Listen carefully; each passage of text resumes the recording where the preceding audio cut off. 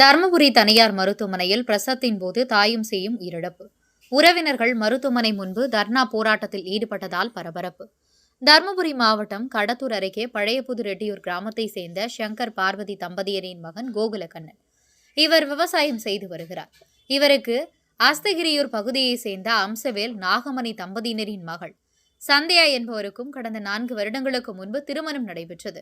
இவர்களுக்கு 2 வயதில் ஒரு பெண் குழந்தை உள்ள நிலையில் சந்தியா மீண்டும் கர்ப்பமாகி தருமபுரி குமாரசாமிப்பேட்டை பகுதியில் உள்ள பாஜக மாவட்ட தலைவர் பாஸ்கர் என்பவருக்கு சொந்தமான பிரபல தனியார் மருத்துவமனையில் ஸ்பெஷாலிட்டி மருத்துவமனை கருவுற்ற நிலையில் ஆரம்பத்திலிருந்தே முறையான மருத்துவ பரிசோதனை செய்து வந்தார். இந்நிலையில் நேற்று இரவு சந்தியாவுக்கு வயிற்று வலி ஏற்பட்டது. உடனடியாக மருத்துவமனைக்கு போன் செய்து மருத்துவர் இருக்கிறாரா என கோகுலக்கண்ணன் விசாரித்தார்.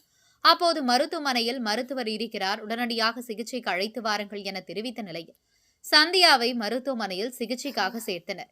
அப்போது மருத்துவமனையில் மருத்துவர்கள் இல்லாமல் செவிலியர் மற்றும் தூய்மை பணியாளர் மட்டுமே பணியில் இருந்ததாகவும், அப்பொழுது சந்தியாவுக்கு அவர்களே மருத்துவம் பார்த்ததாகவும், அப்பொழுது சந்தியாவுக்கு வலிப்பு ஏற்பட்டதாகவும், சந்தியாவின் கணவர் மற்றும் அம்மாவிடம் சந்தியாவுக்கு உடனடியாக அறுவை சிகிச்சை செய்ய வேண்டும், கையெழுத்து போடுங்கள் என தெரிவித்துள்ளனர்.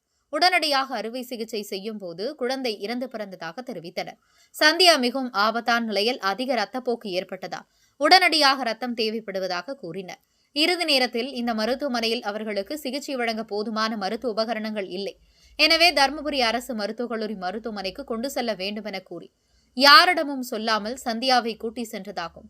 அங்கு சிகிச்சைக்காக சேர்க்கப்பட்ட பொழுது சந்தியா ஏற்கனவே இறந்துவிட்டார் என அரசு மருத்துவர்கள் தெரிவித்தனர். மருத்துவமனையின் முறையான சிகிச்சை வழங்காமல் தாய் மற்றும் 2 பேர் உயிரிழப்பு ஏற்பட்டதற்கு காரணம் அவர்களுடைய கவனக்குறைவு மற்றும் மருத்துவர்கள் இல்லாததே காரணம் என உறவினர்கள் மருத்துவமனையை முற்றுகையிட்டு தர்ணா போராட்டத்தில் ஈடுபட்டனர். தகவல் அறிந்து வந்த வருவாய்த்துறையினர் மற்றும் காவல்துறையினர் மருத்துவமனை நிர்வாகத்திடம் பேச்சுவார்த்தையில் ஈடுபட்டு வருகின்றனர். இதனால் மருத்துவமனை வளாகத்தில் பரபரப்பு ஏற்பட்டுள்ளது. அவங்களுக்கு ஒரு குழந்தை ஆராதனான்னு இருக்கிற 3 வயசு குழந்தை. அவங்களுக்கு இப்ப ஃபர்ஸ்ட் டெலிவரி இங்கெல்லாம் பாத்துங்க நார்மல் பண்ணாங்க. கருத்தரிச்சிக்குள்ள இருந்து செகண்ட் டெலிவரி இங்கதான் வந்துக்கிறேங்க. செப்பக்கு 5 நாள் முன்னாடி வந்துக்குள்ள கூட ஸ்கேன்ல என்ன கூட்டின்னு போய் காட்டினாங்க. எல்லாமே நார்மலா இருக்குது, நல்லா இருக்குது, தலை திரும்பி நிக்குது, வெளி வந்தா வந்துருங்க, இல்லைன்னா டேட் கொடுத்துருந்தாங்க, அந்த டேட்டுக்கு நீங்க வந்துருங்க, வெளி வரலன்னா கூட அப்படின்னு சொன்னாங்க. நைட்டு 12 மணிக்கு பள்ளிக்கூடம் உடஞ்சிடுச்சு வீட்டுலயே. நாங்க போன் பண்ணி கேட்டோங்க ஹாஸ்பிட்டலுக்கு, டாக்டர் இருக்காங்க கூட்டின்னு வாங்க பாக்குறேங்க அப்படின்னு சொல்லியிருந்தாங்க. அதனால அங்க கூட்டின்னு வந்து சரி அட்மிட் பண்ணிட்டாங்க. பண்ண அப்புறம் நர்ஸ் பொண்ணு மட்டும்தான் ஒண்ணு இருந்துச்சு, டாக்டர் வரவே கிடையாது. அந்த கூட்டுற ஆயம்மா இருந்துட்டு அவங்கதான் உள்ள பாப்பா கிட்ட இருந்தது. நர்ஸ் பொண்ணுமே வெளியே சேர் போட்டு தூங்கிட்டு இருந்தாங்க. டாக்டர் வரவே கிடையாது.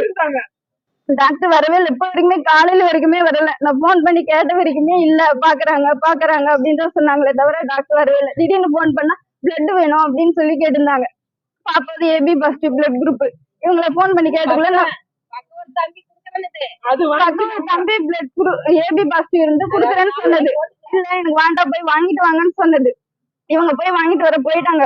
அப்புறமேட்டு வீட்டுல இருந்து அம்மா போன் பண்ணி இருந்ததுக்குள்ள இல்ல GH கூட்டிட்டு போறாங்க, பாப்பாவை போன் பண்ணி கூட்டிட்டு போறாங்க அப்படின்ற மாதிரி சொல்லியிருந்தாங்க. இங்க வந்து கோகுலுக்கு போன் பண்ண சொல்லி பிளட் எடுத்துன்னு வாங்க, நாங்க GHக்கு போறோங்க, அங்க ஒரு குழந்தை மட்டும் இறந்துருச்சு, பாப்பாவை காப்பாத்திடலாம், ஒரு உயிரை காப்பாத்தலாம் அப்படின்னு சொல்லியிருந்தாங்க. அதனால ஒரு இன்ஜெக்ஷன் போட்டா கேட்கும் அப்படின்ற மாதிரி GHக்கு டாக்டர் 6 மணிக்கு தான் டாக்டர் வந்தாங்க. 6 மணிக்கு வந்து பாப்பா கூட GHக்கு கூட்டின்னு போய் ஒரு இன்ஜெக்ஷன் போட்டா சரியா போயிடுன்ற மாதிரி பாப்பாவை எங்க கண்ணிலே காட்டல, எங்களை யாரையுமே உள்ளவே விடல. அவங்க மட்டுமே பார்த்து பண்ணாங்க. இப்ப என் பாப்பா இல்ல, பாப்பா வயசுல அந்த குழந்தை இறந்து போச்சு. இப்ப அந்த 3 வயசு குழந்தைக்கு நாங்க என்ன பத்தி சொல்றதுன்னே தெரியல. இங்க எந்த ஃபெசிலிட்டியுமே இல்ல, GHக்கு கூட்டின்னு போய் நீங்க பாருங்க அப்படின்னு சொல்லிட்டாங்க. விஜயா ஹாஸ்பிட்டலுக்கு கூட்டின்னு வந்தாங்க. விஜயா ஹாஸ்பிட்டல், இது தருமபுரி விஜயா ஹாஸ்பிட்டலுக்கு கூட்டின்னு வந்திருக்குங்க. அங்க வந்து எந்த ஃபெசிலிட்டியுமே இல்ல.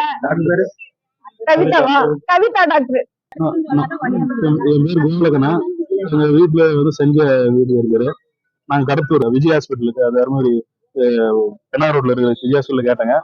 இந்த மாதிரி வந்து டாக்டர் இருக்காங்க, போன் பண்ணி கேட்டதுக்கு டாக்டர் இருக்காங்க வாங்கன்னு சொன்னாங்க. சரி நாங்க வந்து ஹாஸ்பிட்டல் வந்து டாக்டர் அப்ப இல்ல. உடனே இவங்க எல்லாம் டெலிவரிக்கு என்ன ஏதோ பண்ணாங்க. எல்லாம் பூரா அந்த ஆயாவும் அந்த நர்ஸும் அவங்களே பண்ணிட்டு அப்புறம் என்ன பண்ணாங்க, ஒரு 2-3 மணி நேரம் வந்து உள்ள இது கூட்டு போனாங்க, டெலிவரி கூட்டு போனாங்க. 2-3 மணி நேரம், ஒரு மணி நேரம் கத்துனாங்க. அதுக்கப்புறம் கத்த எதுவுமே இல்லை. ஒரு 2 மணி நேரம் கழிச்சு வந்து கூப்பிட்டு இந்த மாதிரி கிட்ஸ் வந்துருச்சு அதனால வந்து ட்ரை பண்ணிக்கிறேங்க அப்படின்னு சொன்னாங்க. நான் வந்துக்குன்னு ஏதோ ஒன்று காப்பாத்திடுங்க, காப்பாத்தி கொடுங்க அப்படின்னா சரின்னாங்க. அப்புறம் கொஞ்ச நேரம் கழிச்சு என்ன பண்ணாங்க, ரத்தம் வாங்கிட்டு வந்தாங்க. ரத்தம் வாங்குறதுக்கு போறப்ப எங்க மாமியார் வந்து கூப்பிட்டு கையெழுத்து போடுங்கல, போட்டாதான் நாங்க ஆபரேஷன் பண்ண முடியும். சரி காப்பாத்துறாங்க சொல்றாங்க, கையெழுத்து போட சொன்னோம். உடனே ஒரு பொண்ணார் கழிச்சு என்னை கூப்பிட்டாங்க. இந்த மாதிரி ஆபரேஷன் பண்ணி குழந்தை எடுத்தாச்சு, குழந்தை இறந்துருச்சுன்னு. சரி குழந்தை இறந்தா கொடுங்க, ஒன்றும் பிரச்சனை இல்லை, எங்க வீட்டுக்காரி காப்பாத்தி கொடுங்கன்னா ட்ரை பண்ணிக்கிறாங்க. சரி எதுவும் ட்ரை பண்ணி காப்பாத்தி ஒரு கால் மாதம் மறுபடியும் கூப்பிட்டாங்க. இப்ப பாரு பல்ஸ் விட்டு விட்டு வருதுன்னாங்க. சரி பல்ஸ் விட்டு விட்டு வருது, காப்பாத்தி கொடுத்துருங்க அப்படின்னா. பொண்ணார் கழிச்சு எங்க மாமனார் வந்தாரு. அவரை கூப்பிட்டு இது மாதிரி வந்து பல்ஸ் விட்டு விட்டு வருதுங்க, எனக்கு இந்த ஃபெசிலிட்டி இல்ல, நீ ஜிஹெச் கூட்டு போயிருங்க அப்படின்னாங்க. சரி பல்ஸ் இருக்கான்னு இருக்குதுன்னாங்க. சரி நான் ஜிஹெச் கூட்டு போனாங்க. அங்க கூட்டு போனா இறந்து நிறைய நேரம் ஆயிடுச்சு அப்படின்னாங்க. காரணம் வந்து இவங்க டாக்டர் இல்ல அந்த டைம்ல, இவங்களோட அதனால இவங்களோட அசால்ட் எல்லாம் அசால்ட்டா விட்டுதான் பண்ணிட்டு வந்தாங்க.